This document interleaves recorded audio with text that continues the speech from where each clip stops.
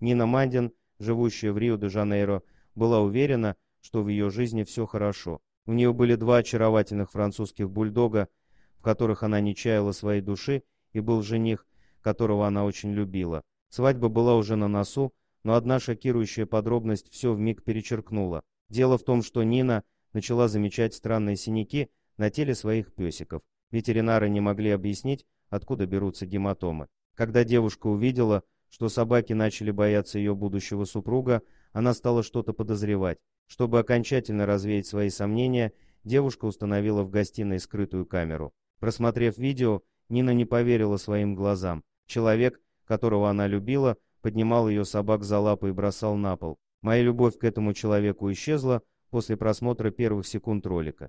Конечно, девушка отменила свадьбу, но на этом все не закончилось. Она решила, что этого человека необходимо наказать. Во-первых, девушка поделилась роликом в сети.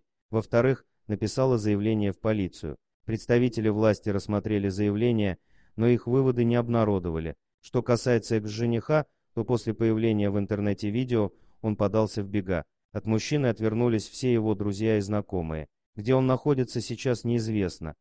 Спасибо за просмотр, подписывайтесь на канал, где вы найдете еще много интересного, а также ставьте лайки и пишите комментарии, что думаете по поводу этой истории.